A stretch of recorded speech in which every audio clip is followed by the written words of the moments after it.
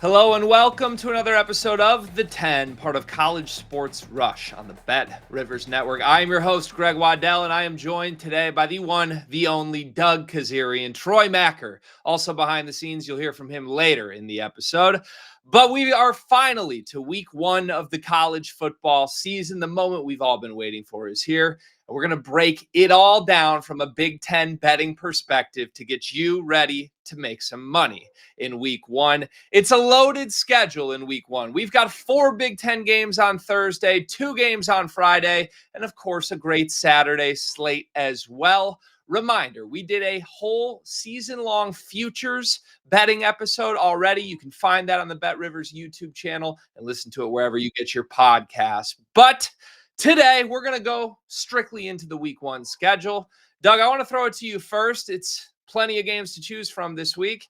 What are you looking most forward to?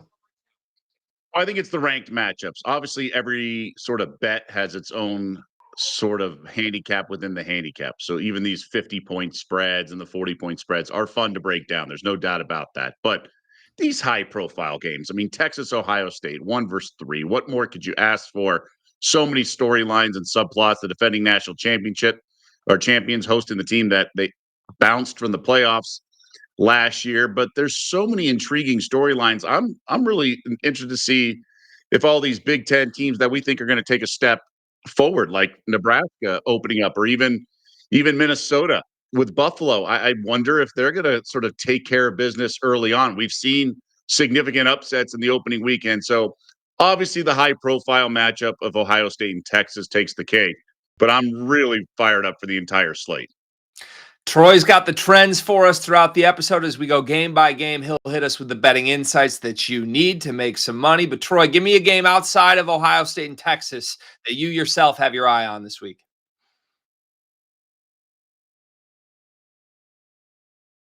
And break it all down. From a Bet Rivers standpoint, we have a big footprint in the Midwest, and Nebraska, while having not been nationally relevant in a while, is a very aggressive betting market in terms of people in the Big Ten country, in and around Chicago. And Indiana and the rest of Michigan and Pennsylvania, we take a lot of action on Nebraska games, and so it's always very interesting early in the season to see how people are betting on Nebraska. And it seems like every year as we enter the season, fans are really eager to bet on Nebraska and see if this can be the year that they get themselves back, a la is Texas back, a la is Miami back, so to speak, teams from the 90s. And they have an interesting test against Cincinnati, and they have a very good young quarterback who I'm excited to play. Young quarterback seems to be the thing this year in the Big Ten, and that's something we're going to be watching for and talking about as the season progresses. Absolutely. A lot of new faces, coaches, quarterbacks all over the Big Ten Conference, and 18 teams to choose from. There's a whole lot of ways you can get in on the action in week one. We'll go through some of the biggest, and that Nebraska-Cincinnati game Troy mentioned is at the top of our list. But first, I would like to remind you that you can play college football squares with Bet Rivers. Bettors who play CFB same-game parlays of qualifying amounts will earn weekly college football squares for a chance at big prizes. That is one of many Bet Rivers college football promotions that they've got going on over at Bet Rivers. Go check them out. Make sure you are maximizing your chances and making some money betting on Big Ten football. Let's get right into that first game that Troy was talking about, though. We've got Nebraska against Cincinnati. Nebraska favored by 7, minus 278 on the money line. Cincy plus 215 if you're taking the underdog outright. The total is set at 53.5. Reminder, this game is played at Dylan Raiola's dream venue here, Arrowhead Stadium, home of Patrick Mahomes and the Kansas City Chiefs. Doug, what are you looking at here with the Cornhuskers? They may look like Mahomes, but it's one thing to play like him is a different story. I like Nebraska this year. Matt Rule typically has taken a giant step forward in year 3, whichever program he's gone to. But I think the Bearcats, with the full 7 points, are the only side I would consider here. It's a lean for me. I really have liked Scott Satterfield for years, and maybe it's a little too much because he's burned me at times when the program hasn't delivered. But this is a team that has struggled the last couple years going up to Big 12 against Power 4 conference teams. They started the year 5-2, ended 0-5, missed the bowl game. And it sort of kind of makes you think that college football playoff appearance against Alabama was a fluke, all things considered, because the wins in the Power Four have come against new Power Four teams like themselves. Very few returning players. It's a new team, but it still feels like a little bit too many points. I like their quarterback. Sorsby's a dual threat. I think that Nebraska is going to be in for a little bit of a dogfight here. It's going to be hairy. I just don't want to pull the trigger because I think it's a 6-point game late or 3-point game. Nebraska may tack on a score late to win by 2 scores. I just don't want to be in a rush to lay the 7. So it's a lean to the dog here.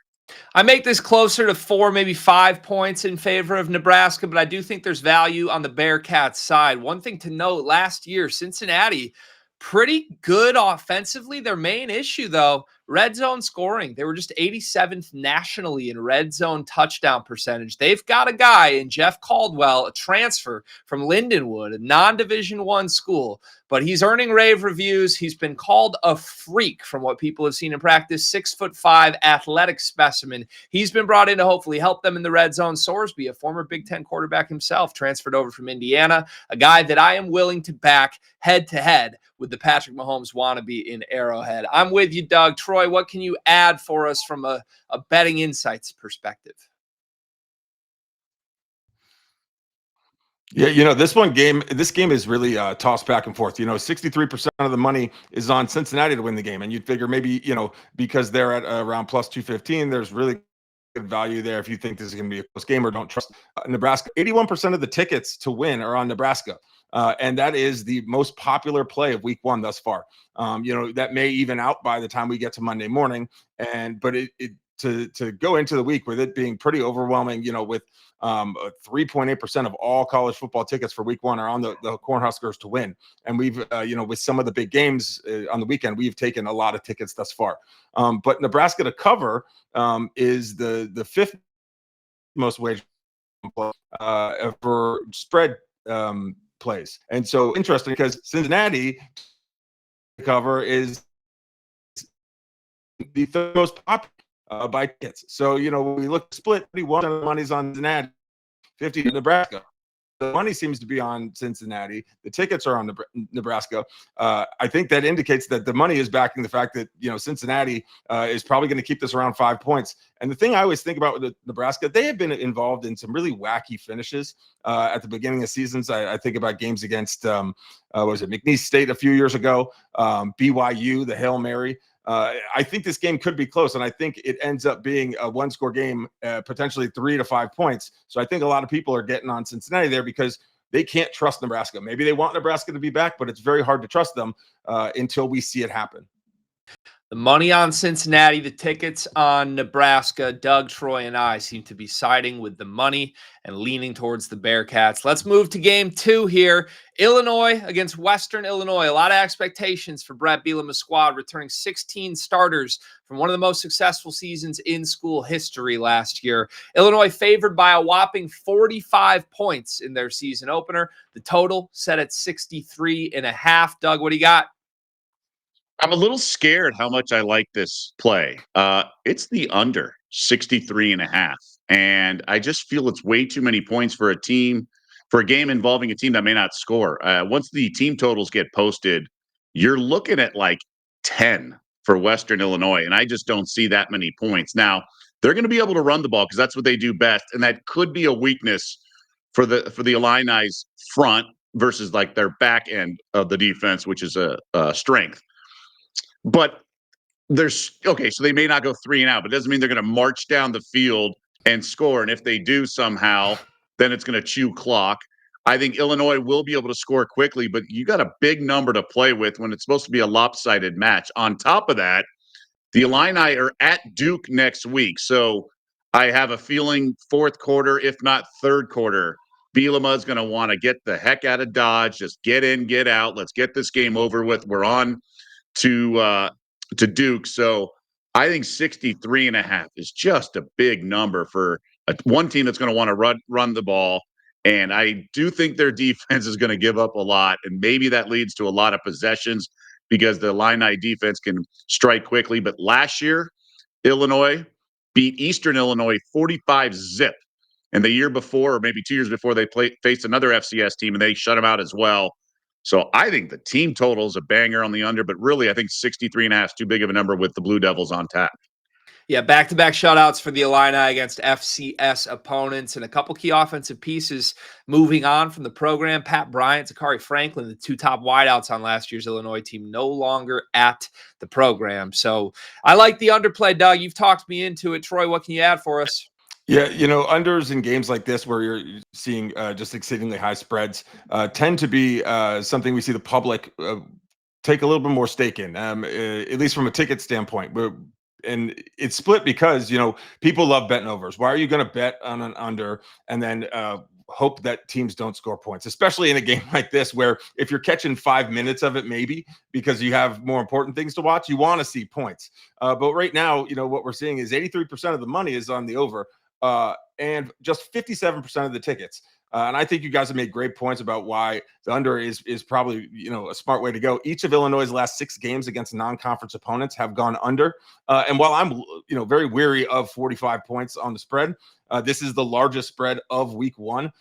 Illinois has covered the spread in each of its last 5 games against non-FBS opponents. So, but to take the under and the line of the cover, that's I don't know. That's asking for too much, maybe. But it seems like in this game, the under is one. When we get to game time, there might be more money and more tickets on the under. If not, it's close to 50-50. Yeah, I think we know this Illinois football team is very good, probably good enough to cover the spread. But to Doug's point, how much do they want to send a statement in week 1, running up a score versus prepare for that Duke game in week 2? It's a very worthy point to make. Let's move on to our third game on the list here. The Michigan State Spartans, year 2 of Jonathan Smith, hosting an in-state school, the Western Michigan Broncos. Western Michigan 8-1 on the money line. If you sense an upset coming here, Michigan State favored by 20.5. Total set at 50 points for this game. Doug, what do you got? I think this one's going to be right on the number. Western Michigan's not a good MAC school. They're middle of the pack. So that gives me a little concern. Maybe if they were expected to be a little better this year, I would be looking at that money line. But I do think Sparty's going to take a big step forward by their standards, by their recent standards this year. I don't think it's going to be another completely down year in East Lansing. I think these are the games where they're going to be look a lot more polished, a little sharper. I think Jonathan Smith has this program heading in the right direction. It's just going to take some time. So a couple of years without a bowl game, and I don't think they're going to want to squander this opportunity. I think this lands like 18-22. I think it's really one of those weird games we see in that opening weekend. The over/under feels a little light. Sparty can be ball control, and I just think Smith's going to do some more things with an improved offense. It's just the Western Michigan side. I just wish it was a better MAC school they were facing. I'd be more interested in the dog, but not here. Yeah, it's a stay away from me on all ends as well. I actually lean the under if I had to give out a play here, largely because Aiden Childs was extremely turnover prone last year for Michigan State. And I wonder, even if they do try to open up the playbook a little more, get aggressive, he still may make 1 to 2 negative plays to keep Western Michigan hanging around. You think back to that first game of the Jonathan Smith era last year. They were on upset watch late into the 4th quarter. I also expect the Spartans to be better. Western Michigan, for what it's worth, has already verbally committed to breaking in 2 different quarterbacks in this game. I think that's going to be choppy as well. Certainly doesn't make me want to back the Broncos in any way here. Like I said, I would lean the under if I had to make a play, but not strong enough to put on my card. Troy, anything to add here? Yeah, I'm a big trends guy. I think it helps, weed out a lot of stuff if you don't have a lot of time to do a ton of in-depth research. The problem is in week 1, what trends are we going off of? We're going off of the end of last year and maybe some historical stuff. And, especially now in college football with the transfer portal, every team is just so drastically different. And coaching changes, there seem to be more and more every year. So it's really hard to take a team from last year and in weeks 1 and 2, use those trends. However, if we're going to do that, it's not great. Western Michigan has failed to cover the spread in 8 of its last 9 games against opponents from the Big Ten. This is not North Dakota State versus the Big 12. 7 of Western Michigan's last 8 games as an underdog against non-AP ranked teams have gone under. And Michigan State has failed to cover the spread and its last 4 games as a favorite. Now, I'd probably rule that one out because I do think, like Doug said, Michigan State is on the right path. It might just take a little time. I will, I put a lot of stock into historical trends, especially MAC teams against Big Ten teams. You'd figure if you play teams over and over again, especially a conference like the Big Ten that has kind of an identity from top to bottom of the conference, Western Michigan not being able to cover an 8 of 9 against the Big Ten. And this is not over 10 years. They typically play 2 Big Ten teams a year. I think the bettors are realizing that, because right now 89% of the money is on Michigan State to cover, and that's the third strongest spread play by money split. And I tend to ascribe to the 80% club, and really looking at teams backed by 80% or more of the tickets and money right around Friday or Saturday. And you're going to find yourself if you just blindly back those, winning 70 to 80% of the time, just because it's smart plays like that, following the public, tend to work out, because there are a lot of them that really end up getting enough tickets, so the math is there, so to speak. So I'm not super high on Michigan State this year, but I do think Michigan State to cover is probably the way to go, and I think the public is on this one. Yeah. To summarize all three of our thoughts, there's not many reasons to believe in Western Michigan to put up much of a fight here. You do with that what you will, bettors out there. All right, we've made you wait long enough. There is one marquee game in this conference in the entire country of college football this weekend. It is number 3 versus number 1, the Ohio State Buckeyes hosting the Texas Longhorns. The defending national champions open as 2-point favorites at home, even though they are breaking in a new starting quarterback in Julian Sayin here. Arch Manning's debut as the starter for the Texas Longhorns, plus money if you want to back Arch, plus 104 to take the Longhorns outright. Ohio State -2 or -129 on the money line. Our total is set at 48 points. Doug, I know you've got thoughts on this one. I'm excited to hear them.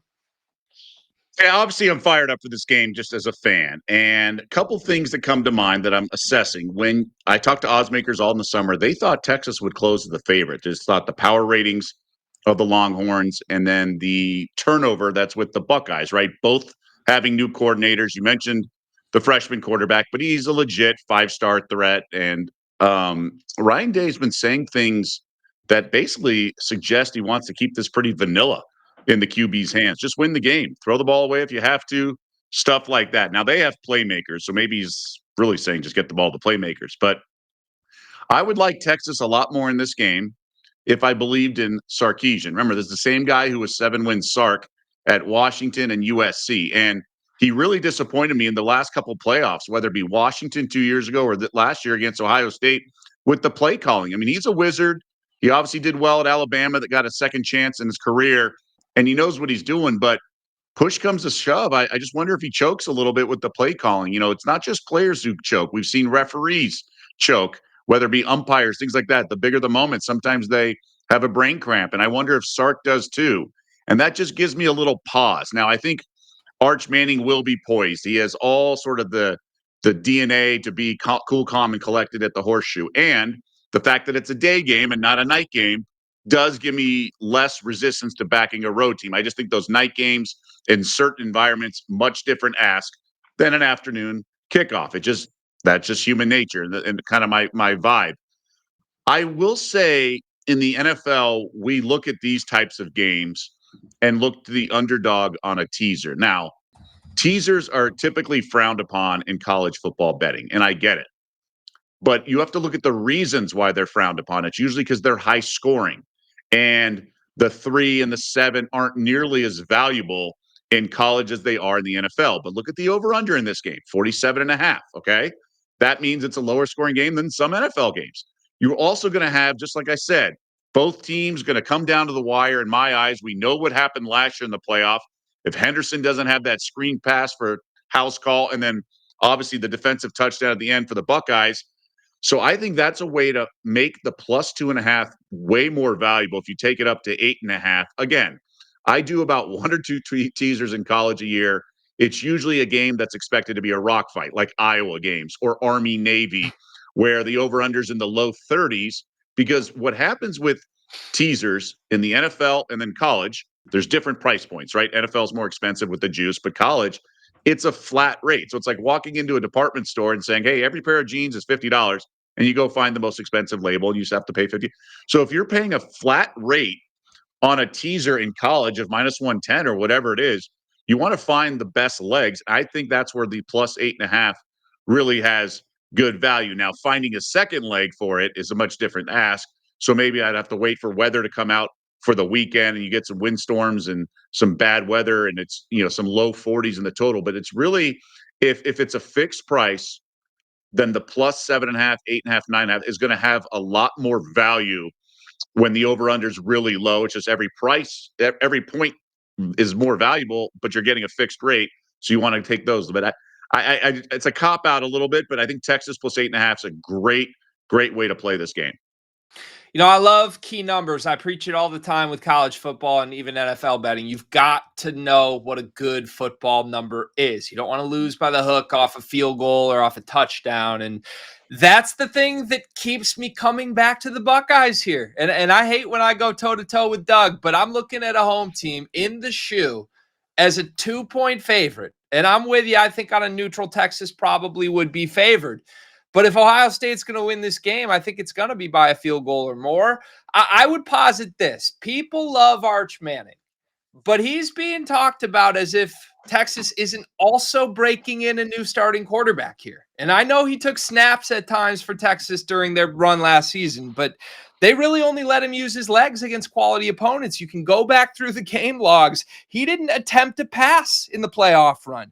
He was 3 for 6 against Georgia, 3 for 6 against Florida. They only let him rock against Louisiana Monroe and Mississippi State. Look, I'm not saying we should doubt Arch Manning. The pedigree is there. He looked the part visually.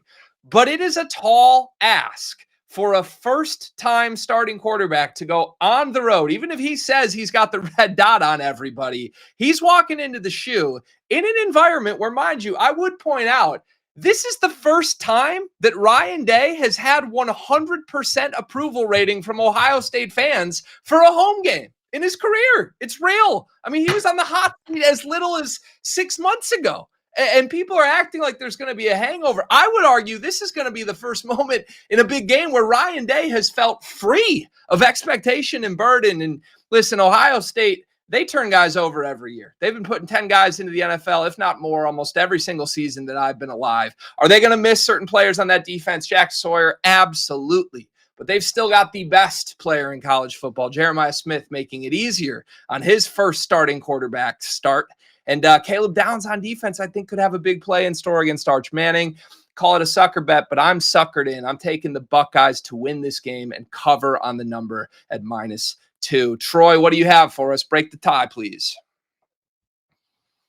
Yeah, well, I agree with what you're saying about Arch Manning. I think it was mentioned that, Ohio State also breaking in a new quarterback as well. Now, granted, I believe he was on campus last year. So it's a little bit more familiar than, boss freshman. And granted, he's playing at home, so he'll have a little bit of more benefit of the doubt there. This is a game, the big games like this in week one are very tricky. And even the money is indicating that if you just look at the splits, 63% of the money is on Texas to win. 58% of the tickets are on Ohio State to win. Spread, 61% of the money and 79% of the tickets are on Texas. And the over-under money, 62% of the money and 80% of the tickets are on the over. So it's a little bit of back and forth. Now, certainly it's on the same side, but anytime you get around 60, I look at that as a pick 'em, especially, when such a bulk of the betting comes in hours before the game. Texas is going to be a public team this year. Now, I think a big caveat to that is if they win this game. If they win this game, they will be the biggest public team in college football outside Notre Dame or a team that just runs roughshod, because we're seeing the Arch Manning hype get into the betting, and certainly 2.5 on the road. If you're Texas, in most places that's good, but like Greg mentioned, the shoe. So for Texas to cover is the most wagered on week one play. It's the second most popular week one play by tickets, but behind Nebraska money line. Texas money line is the second most wagered on play. So for them to cover and win are 1 and 2 in terms of money. People are picking Texas, and I think that's a little ridiculous because, as I just mentioned, they're playing at Ohio State. It's one of the hardest venues in the country to play. It's one of the loudest, the biggest venues in the country to play. It will be warmer than usual, I believe, in early September, even out there in the Midwest. This is one that I can't bet on. I'm sitting back and watching and enjoying this. I do think it plays more to the under simply because there's two basically rookie quarterbacks. And we've had some play calling concerns. And while Ryan Day does have 100% approval rating, even though they won the national championship last year, for some reason, I can't give him 100% approval. I don't trust him to put together a lights out scoring offense in week one against a pretty good defense. So the under is very appealing. And I feel like bettors are, especially with the tickets, and that's where I tend to look on over unders more than the money, is probably the way I would sit, but I'm going to sit back because this is the reason I'm excited for week one here.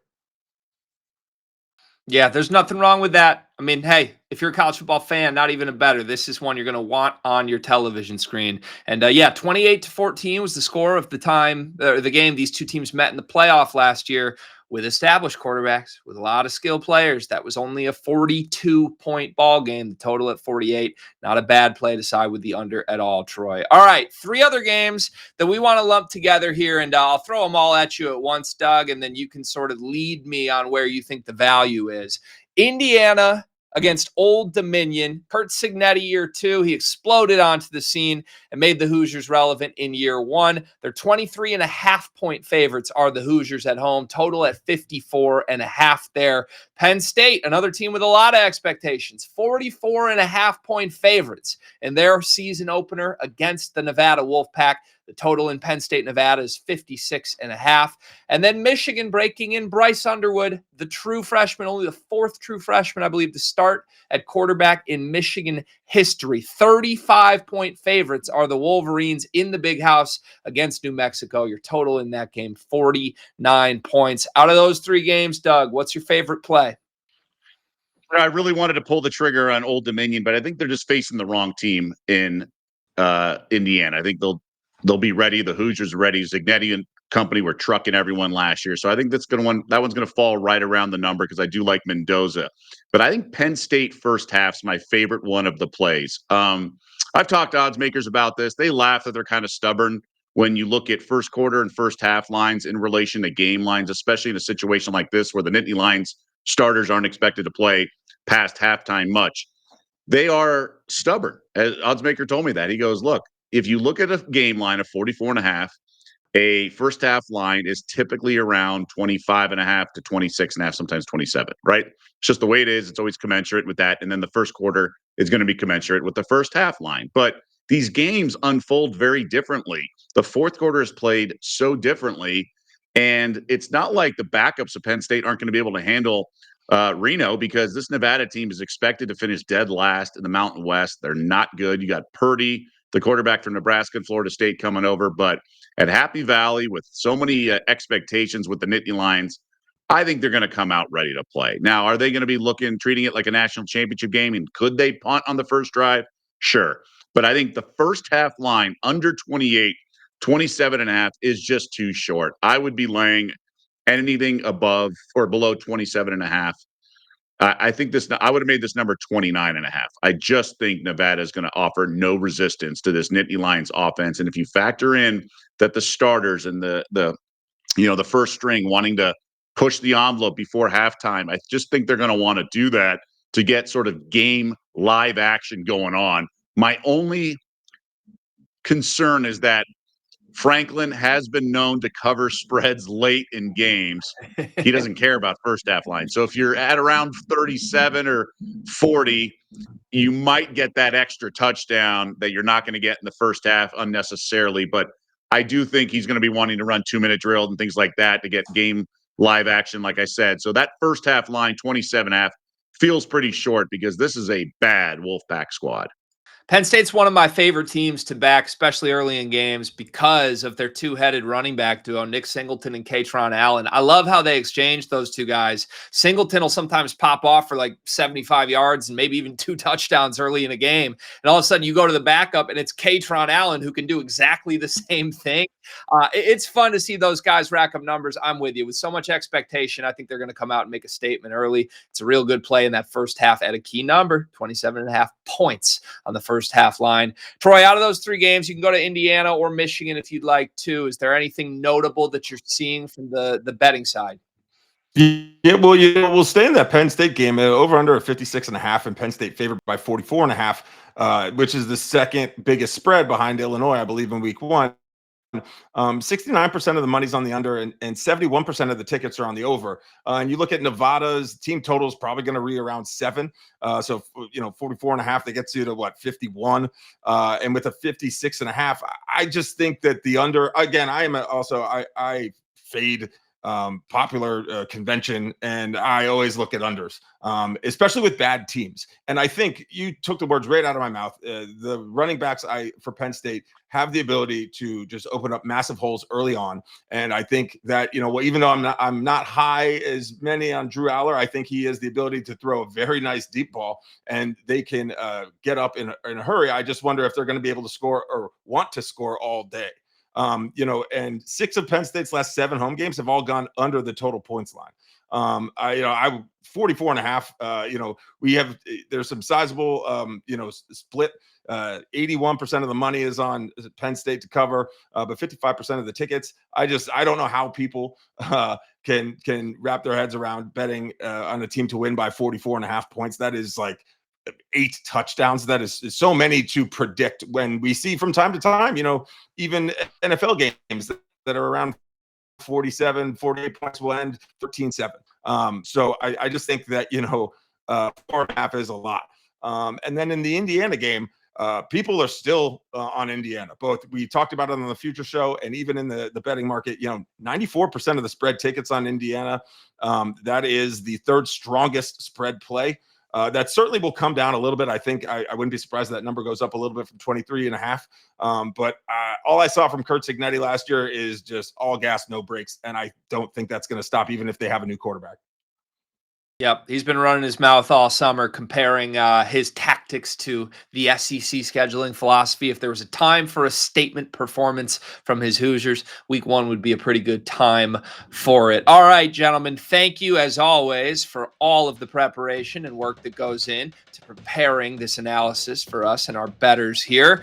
Let's wrap the show with best bets for week 1. Remind us, go through anything we discussed from the Big Ten slate in week 1. Doug, what's your favorite play on the board? Oh, I think it's the under in that Western Illinois game. I don't expect Western to score. And if they do, it's going to be long drive and just maybe at the end, the 4th quarter. So I would be looking at Western team total under, but under 63.5. I just think it's way too big of a number, even though the Illini can strike quickly. It's, as Troy was talking about, just what it takes to get to those high numbers. I just don't think we get there with Duke on tap. I love the under. I'm with you. I'm standing in solidarity. And because I'm standing in solidarity with you, it frees me up to admit that my best bet of this week is Ohio State -2. I am suckering myself into this. Dave Portnoy's not allowed into the stadium. Well, maybe Arch Manning will have a bad experience in there as well and wish that he was banned from the shoe. 4 new starters on the offensive line in front of him. I think the Buckeyes take advantage. Caleb Downs and Jeremiah Smith with some big plays, and the Buckeyes get a statement win in week 1. We hope you enjoyed our week 1 Big Ten betting preview. You can watch the 10 with Troy and Doug and myself all season long. We'll have multiple episodes a week for you as the season rolls along, and there's a lot more for you on College Sports Rush on the Bet Rivers Network. Sports Better's Paradise with Jimmy Ott is another show you're going to want to tune into each and every week. And keep in mind, those weekly college football promotions are something you won't want to miss. The CFB Squares this week that we told you about at the beginning of the show, and plenty more for you when you bet with Bet Rivers. For Doug, for Troy, for myself, and all our producers behind the scenes, we thank you for watching this episode of the 10, and we'll see you again in week 2.